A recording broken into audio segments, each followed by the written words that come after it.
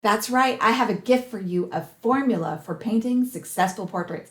I've been working really hard lately, reading books, watching videos, studying successful paintings. I'm going to share a lot of what I've been learning lately with you here today. I'm going to boil it down to just 5 tips to paint a successful portrait. The first 2 tips are going to be things that I've talked about ad nauseum on this channel already, and you'll probably roll your eyes.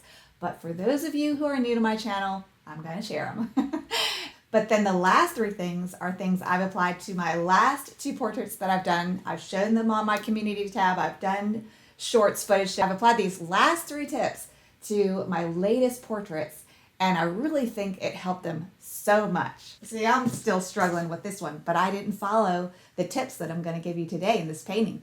So I might try to repaint this again using these tips, but I might just move on because I'm really exhausted by this painting right now. So anyway, let's just jump right into these 5 tips, and I'm really excited. Okay, so tip number 1. Sorry, you've heard it from me so many times for my OGs, but trace.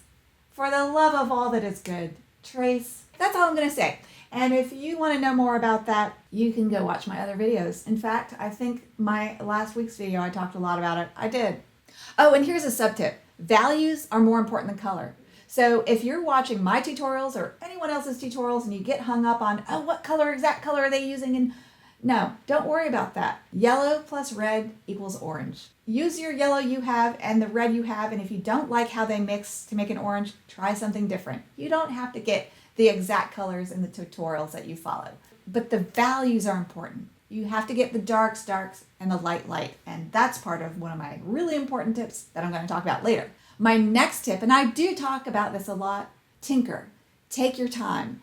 I usually paint paintings over a period of many days, sometimes months. I like to paint something and then literally sleep on it, and then look at the painting with fresh eyes the next day before I make any changes, and to think about what each painting needs. So give your paintings time. Don't think you need to sit down and knock out a painting in an hour and that's going to be it.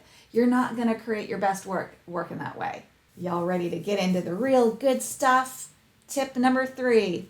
Okay, this is huge for me, and I kind of always knew it, but I wasn't applying it, and I was experimenting with other ways of painting shadows. So what I'm talking about for shadows are, for example, under her chin, there's more shadows. Along this edge of her arm, there's a shadow. Shadows are what create the illusion of a 3D surface.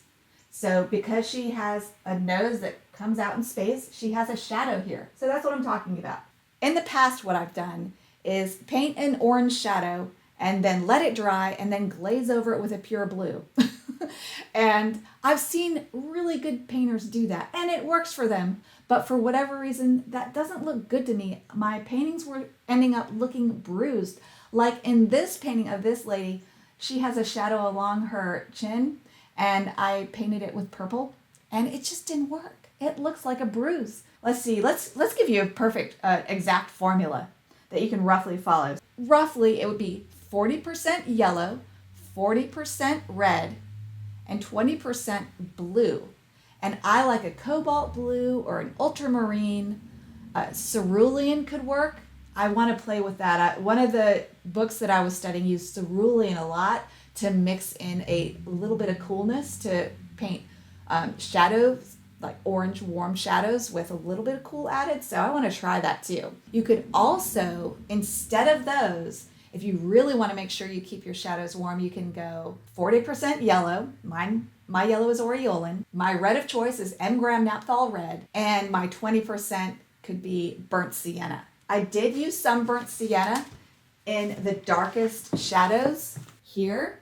And if you saw my shorts video where I actually painted these shadows, and as soon as I got them in this dark against light, I got so excited. And you guys think I'm probably a nut, but you can go watch that short on my channel where I just get so excited when I paint in these darks. I really had a conniption. And then here, and this is burnt sienna with French ultramarine a little bit of French ultramarine added.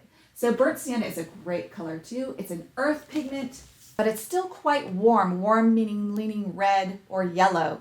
And so you can add a little bit of burnt sienna to your orange mixes too, and it will just provide a little touch of gray. The earth colors gray down colors when you add them to mixes, so they're great colors to have on your palette. I have burnt sienna as my earth color. Cerulean is also a great earth color. It has a beautiful granulating, flocculating quality, and I'm excited to try that in future paintings. The next thing that I did that I've never done, I can't remember doing it, and I don't know why because I knew this trick and I just never used it, was I turned my painting upside down. I was having a problem getting her lip shape just right. Just 1 millimeter off to your lips and the smile won't look like their smile. If you're trying to get a perfect likeness of whoever it is you're painting, or one curve 1 degree off, it won't look like their smile exactly. And I knew that her smile was wrong. If I wasn't trying to make this look like her, it would have been fine. It didn't matter. But I was painting this for someone of their niece. It had to look like her smile. And so I turned it upside down. What that does is it helps your brain move from thinking like, I'm drawing lips right now, to I am drawing a triangle shape or a long square shape that has this slight curve, and you start looking at shapes. You start thinking more like an engineer and less like an artsy type, and you can just see the shapes that you need to recreate the exact look of whoever it is you're painting. And I got this trick from the classic book, Drawing on the Right Side of Your Brain. Every artist has to read that book. It really will help your drawing skills improve. So see, that's what I was saying. Even if you trace, you're going to have to use your drawing skills as you get deeper into the painting process. As I painted this, my pencil lines, I couldn't see them anymore. I had to rely on my drawing skills. All right, this is my last tip, and I'm so excited about this because this is a way to simplify how you paint portraits. And let's look at the master of this, that also he's in my group. So you can go in on my Facebook group and ask him questions. And he's answered several of my group members' questions. He's so generous with his knowledge. Matthew Hayden Jeans, brilliant portrait artist. But what I want to talk about today are a few of his paintings, and also that's how I painted this one, is to just focus on making sure your lights are lighter and your darks are maybe even darker than in your reference. The midtones are like the medium values. There's lights, mediums, and darks. And in her face, in the reference, her medium values in her face were a lot darker than how I painted this. And I did it purposely, especially after noticing Matthew having a really successful result in a few of his paintings. And it gave me an aha moment. So I did put some color in her whole face, but I left it lighter. So I lightened up my medium tones. And what does that do? That ups the contrast in your painting. So your lights are lighter and your darks are darker. And that creates contrast, which is so important to a stunning painting. Start looking at some of the paintings that you really love, and you'll notice there is contrast. There's either contrast in color, like lots of reds up against greens, for example, or there's lights up against darks. So in this painting, there's these darks that frame her face, that really pop out her face. And that is what made this painting so successful. That's the number one thing, is I have contrast in this painting. Even before you get your paintbrushes wet, choose a reference photo that helps you see these contrasts. I see so many beginners want to paint a reference they have because it's a good memory and it means something to them, but the photo doesn't have good contrast in it.